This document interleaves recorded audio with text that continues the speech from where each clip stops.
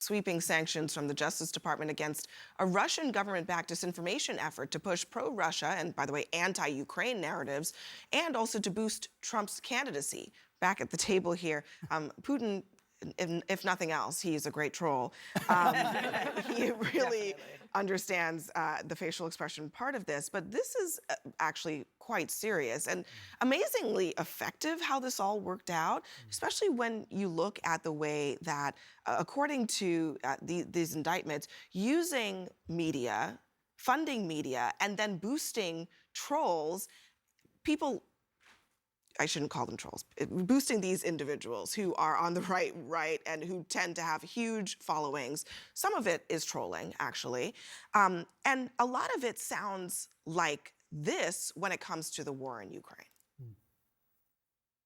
Ukraine is also a giant, there's a huge money laundering operation there, and it's not as, we keep this idea that we're selling freedom through Ukraine or something is extremely, I would say, tenuous at best. Oh, you think? Ukraine's become a tool for Americans to effectively just money launder to themselves? It's precisely what's happening. Ukraine is the enemy of this country. Ukraine is our enemy, being funded by the Democrats. I will stress this again. One of the greatest enemies of our nation right now is Ukraine. And to be clear, according to this, they did not necessarily know what was behind this, but they're feeding into a narrative that's incredibly useful to Putin. Yeah. My first media literacy tip is if someone's yelling at you like that through their web camera in their basement, like, don't trust that person. Okay? That's my number one tip. Russia's meddling and trolling, like, it should be a 90-10 issue in this country. Now, this is something that should piss off every American.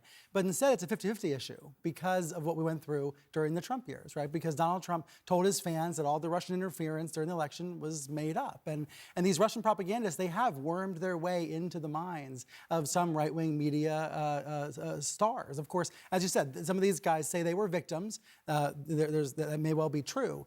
But the broader dynamic here is pretty clear, that buying people is cheaper than buying ads. Putin is pushing Trump. He's pushing narratives that Trump is endorsing, like, these anti-Ukraine narratives. Yeah. And Trump is trying to make the argument that Putin is afraid of him, but just the evidence that is out there just really suggests otherwise. I look at this through the lens of national security. I don't think this is really a Republican or Democratic issue. We have an adversary attempting to interfere in a major election.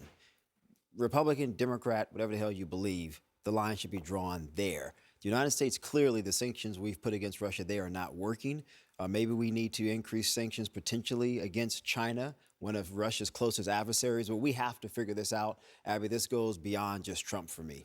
It does. And when you look at it, and when we look writ large at our geopolitical foes and their attempts to meddle everywhere in the United States, it's all over the news this week. Look at Governor Kathy Hochul of New York, where there was a CCP spy working as a federal taxpayer employee in the state of New York under both the Cuomo and the Hochul administrations. This doesn't know a party issue. This knows a country issue. This is our foreign adversaries trying to meddle in the direction of our nation, whether it be Democrat or Republican. And I completely agree with you. The line stands right there for every American.